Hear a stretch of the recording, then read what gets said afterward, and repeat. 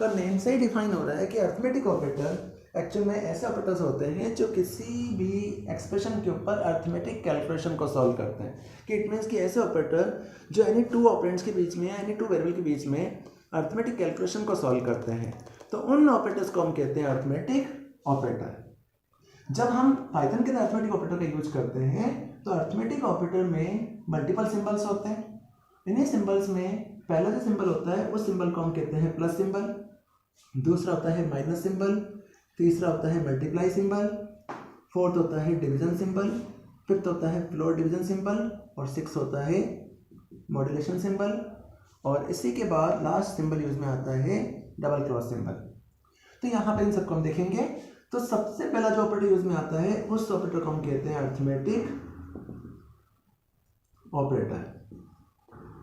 Arithmetic operator के अंदर यहाँ पे जो सबसे पहला ऑपरेटर का सिंबल यूज में आ रहा है वो है एडिशन, सेकंड जो सिंबल आ रहा है वो आ रहा है सब्ट्रैक्शन के लिए, थर्ड जो आ रहा है वो मल्टीप्लिकेशन के लिए, फोर्थ आ रहा है वो डिवीजन के लिए, फिफ्थ जो आ रहा है इसे हम कहते हैं फ्लोर डिवीजन, सिक्स्थ जो आता है इसे कहते हैं मॉड्यूलेशन के लिए,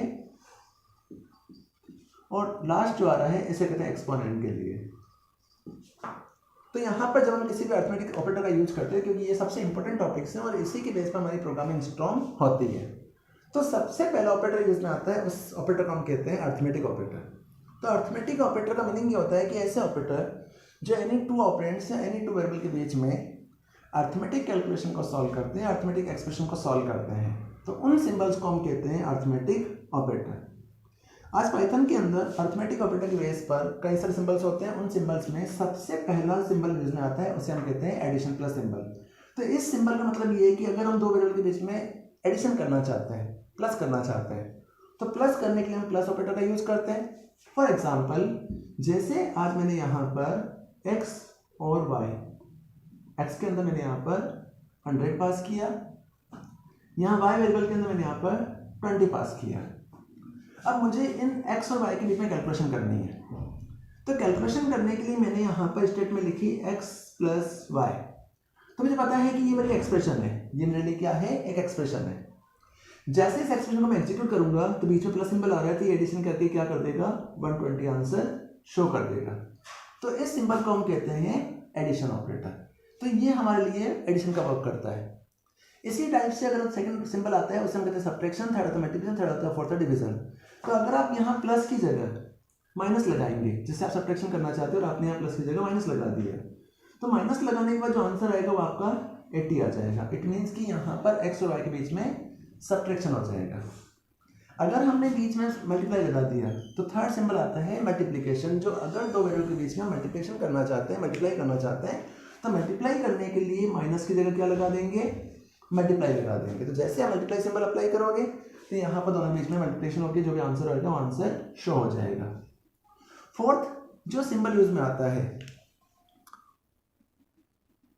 उस सिंबल को हम कहते हैं डिवीजन सिंबल।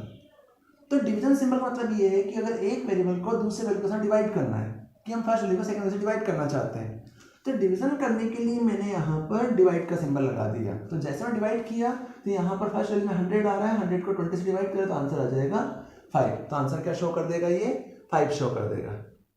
इसी के बाद नेक्स्ट जो सिंबल्स है, ये फोर्थ सिंबल तो हमारे बहुत इजी सिंबल्स हैं, जिसमें प्लस माइनस मल्टीप्लाई डिवाइड जो जूनियर क्लास में पढ़ चुके हैं वही सिंबल्स हैं, इनमें ज़्यादा कोई चेंजेस नहीं है। लेकिन इन्हीं सिंबल्स के बाद नेक्स्ट जो ऑपरेटर आता है उस ऑपरेटर को हम कहते हैं फ्लोर डिवीजन। डिवीजन का ही सब पार्ट होता है फ्लोर डिवीजन। तो फ्लोर डिवीजन सिंबल का जो सिंबल यूज में आता है उसमें डबल स्लैश लगाते हैं। इट मीन्स कि हमने अगर सिंगल स्लैश लगाया तो डिवीजन माना जाएगा। अगर मैंने यहाँ पर डबल स्लैश लगा दिया तो डबल स्लैश लगाने पर वो फ्लोर डिवीजन बन जाएगा। तो अब इसमें क्वेश्चन आता है कि आखिर हमारे पास यहाँ पे सिंबल है डिवीजन, ये वाला सिंबल है, और एक सिंबल हमारे पास फ्लोर डिवीजन है, तो इन दोनों में डिफरेंट क्या है? तो इन दोनों सिंबल्स में डिफरेंट ये कि दोनों ही सिंबल एक्चुअल में डिवीजन का वर्क करते हैं, दो वेरिएबल के बीच में डिवीजन का वर्क करते हैं। बट दोनों सिंबल में मेनली जो डिफरेंट है वो डिफरेंट ये है कि जो डिवीजन सिंबल है, जो डिवीजन ऑपरेटर है, ये डिवीजन ऑपरेटर जब किसी एक वेरिएबल को दूसरे में डिवाइड करते हैं तो डिवाइड करने के बाद जो डेसिमल पार्ट वाली वैल्यू है उस वैल्यू को भी शो करता है, जबकि फ्लोर डिवीजन सिंबल जो होता है वो उस डेसिमल पार्ट को रिमूव कर देता है। उस वैल्यू को वहाँ से हटा देता है। फॉर एग्जाम्पल, जैसे आज मैंने यहाँ पर x के अंदर 100 पास किया, y के अंदर 20 पास किया।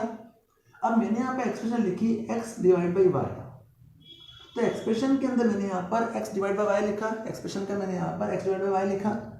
तो जैसे ही मैं इसे एग्जीक्यूट कराऊंगा तो आंसर मेरे पास 5 आएगा। इट मीन्स कि यहाँ पर कोई पॉइंट की वैल्यू शो नहीं हो रही है, तो आंसर मेरा 5 आ रहा है। अगर मैं सिंगल स्लैश की जगह डबल स्लैश लगाऊंगा तो भी आंसर मेरे पास 5 ही आएगा। बट मान लिया कि मेरे पास जो फर्स्ट वैल्यू है वो फर्स्ट वैल्यू मेरे पास 100 की जगह 90 है, फर्स्ट वैल्यू 100 की जगह 90 है और सेकंड वैल्यू मेरे पास 20 है। अब मैंने यहाँ पर एक्सप्रेशन लिखी equal to x divide by Y. तो हम ये जानते हैं कि अगर 90 के अंदर अगर मैं 20 का डिवीजन करता हूँ तो 24 जा 80, यहाँ पर क्या बच जाएगा 10 बच जाएगा। देन यहाँ पॉइंट लगेगा, यहाँ पर क्या आ जाएगा 0 आ जाएगा। तो 25 जा यहाँ पर आ जाएगा 100, यहाँ कुछ नहीं बचेगा। तो यहाँ पर आंसर क्या आ रहा है 4.5 आ रहा है। तो अगर आपने यहाँ पर सिंगल स्लैश का यूज किया, इस वाले ऑपरेटर का आपने यूज किया, तो इस ऑपरेटर का यूज करने के बाद जो आंसर आ रहा है वो आंसर आपके सामने 4.5 आ रहा है। इट मीन आंसर आपके सामने 4.5 आ रहा है। बट इन केस ऑफ अगर मैंने यहाँ पर 90 पास किया या 20 पास किया और मैंने सिंगल स्लैश की जगह मैंने डबल स्लैश पास कर दिया, तो अगर मैं डबल स्लैश या फ्लोट डिवीजन का यूज किया तो फ्लोट डिवीजन का ऑपरेटर को चलाने के बाद जब आंसर आएगा तो आंसर में सिर्फ वो 4 ही एक्सेप्ट करेगा, 0.5 को स्किप कर देगा, वहाँ से उस वैल्यू को रिमूव कर देगा और आंसर आपका सिर्फ 4 ही आएगा। इट मीन डेसिमल पार्ट को स्किप करने के लिए, only for integer part return करने के लिए हम इस वाले ऑपरेटर का यूज करते हैं, इस वाले ऑपरेटर का यूज करते हैं। तो इसे हम कहते हैं float division operator, that is a float division operator. इसी ऑपरेटर के बाद नेक्स्ट ऑपरेटर आता है, उस ऑपरेटर को हम कहते हैं मॉड्यूलस ऑपरेटर। तो मॉड्यूलस ऑपरेटर का मतलब होता है कि अगर हम किसी वेरिएबल में किसी अदर वेरिएबल का डिवीजन कर रहे हैं तो डिवीजन करने के बाद हमें डिवीजन पार्ट रिटर्न नहीं करना है, उसका रिमाइंडर पार्ट निकालना है। इट मीन्स उसका शेषफल निकालना है, हिंदी में कहते हैं शेषफल, रिमाइंडर निकालना है। तो रिमाइंडर रिट्रीव करने के लिए हम रिमाइंडर ऑपरेटर में मॉड्यूलेशन ऑपरेटर का यूज करते हैं, जिसका सिंबल्स होता है %। तो यहाँ मैंने x लिखा है, y लिखा। अब x और y लिखने के बाद मैंने यहाँ पे x की जगह डिवाइड की जगह मोड ऑपरेटर लगा दिया और मोड लगा के यहाँ पे y लिखा। तो जैसे इस प्रोग्राम को एग्जीक्यूट करेंगे तो आपने यहाँ पर 90 के अंदर 20 का डिवीजन किया तो 24 जा 80, यहाँ पर क्या बच जाएगा 10 बच जाएगा। तो जैसे इसमें एग्जीक्यूट करो तो आंसर क्या आएगा 10 आएगा। तो किसी भी वेरिएबल का मॉड्यूलेशन पार्ट अगर हमें रिमाइंडर पार्ट निकालना हो तो रिमाइंडर पार्ट निकालने के लिए हम %, जिसे हम मॉड्यूलेशन ऑपरेटर भी कहते हैं, मॉड्यूलेशन ऑपरेटर का यूज किया जाता है। तो इस तरह सिंबल का यूज किया जाएगा, that is a modulation operator. इसी मॉड्यूलेशन ऑपरेटर के बाद लास्ट ऑपरेटर आता है, उसे हम कहते हैं एक्सपोनेंट ऑपरेटर। एक्सपोनेंट ऑपरेटर का मतलब होता है कि अगर हम किसी वेरिएबल का पावर निकालना चाहते हैं, किसी वेरिएबल की क्यूब निकालना चाहते हैं, उसकी पावर निकालना चाहते हैं, तो पावर निकालने के लिए हम एक्सपोनेंट ऑपरेटर का यूज करते हैं। फॉर एग्जांपल, जैसे आज आप ही जानते हैं कि मैंने यहाँ पर एक पावर फंक्शन का यूज किया मैथ्स के अंदर। तो आप पावर फंक्शन को जब यूज करते हैं तो आप जानते हैं पावर फंक्शन के अंदर 2 पैरामीटर्स पास होते हैं।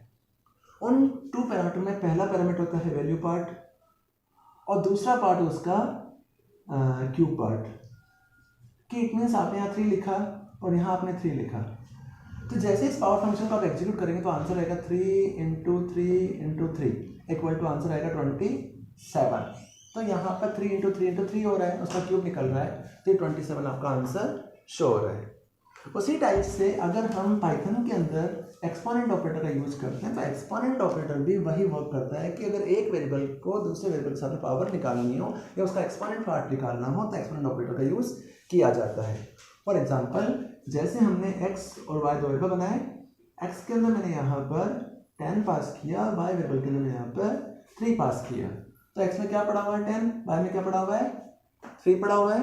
जैसे ही मैं इसे एग्जीक्यूट कराता हूँ तो यहाँ पर एक्सप्रेशन लिखी जाएगी x × y। आपने एक्सप्रेशन लिखी x × y। तो इस एक्सप्रेशन का मीनिंग हो जाएगा कि यहाँ पर x में क्या पड़ा हुआ है 10, यहाँ पर आ जाएगा × y में क्या पड़ा हुआ है 3। तो एक्सप्रेशन मानी जाएगी 10 की पावर 3। तो आंसर आएगा 10 × 10 × 10, आंसर आएगा 1000। इट मीन्स कि एक नंबर को किसी अदर नंबर के साथ में एक्सपोनेंट करना हो, उसकी पावर निकालनी हो, तो पावर निकालने के लिए एक्सपोनेंट ऑपरेटर का यूज किया जाता है, दैट इज एक्सपोनेंट ऑपरेटर। तो हम यहाँ पर इस तरह से ऑपरेटर को यूज में ले सकते हैं। तो ये सबसे पहले जो कैटेगरी आती है, जो सबसे इंपॉर्टेंट कैटेगरी है, दैट इज अरिथमेटिक ऑपरेटर। तो अरिथमेटिक ऑपरेटर एक ऐसे सिंबल्स होते हैं जो एनी टू वेरिएबल या दो ऑपरेंड के बीच में अरिथमेटिक कैलकुलेशन को सॉल्व करते हैं, अरिथमेटिक एक्सप्रेशन को सॉल्व करने के लिए काम में लिए जाते हैं। तो उन्हीं ऑपरेटर को हम कहते हैं अरिथमेटिक ऑपरेटर।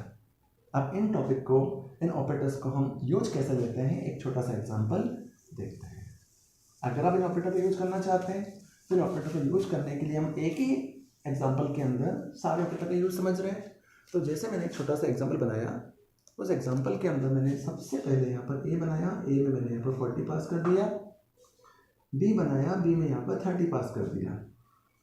यहाँ प्रिंट स्टेटमेंट का यूज किया, प्रिंट यहाँ लिखा मैंने a plus B, second statement लिखी प्रिंट a माइनस बी, यहाँ एक्सप्रेशन लिखी print a multiply by B, यहाँ लिखा print a divide by B, यहाँ लिखा प्रिंट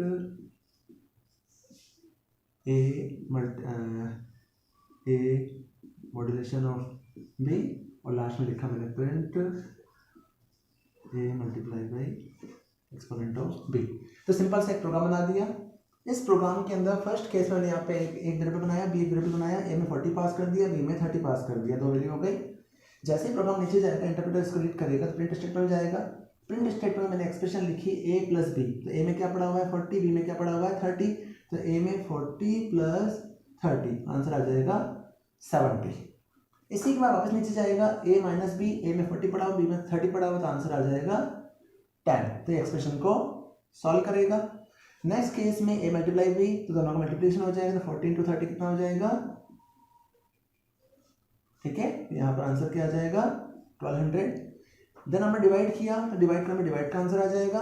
आपने मोड निकाला तो मोड का रिजल्ट आ जाएगा, और आपने एक्सपोनेंट किया तो यहाँ पर आ जाएगा 40 की पावर 30। तो जो भी आंसर होगा, आंसर आपके सामने शो हो जाएगा। तो इस तरह से हम इन अरिथमेटिक ऑपरेटर का यूज कर सकते हैं।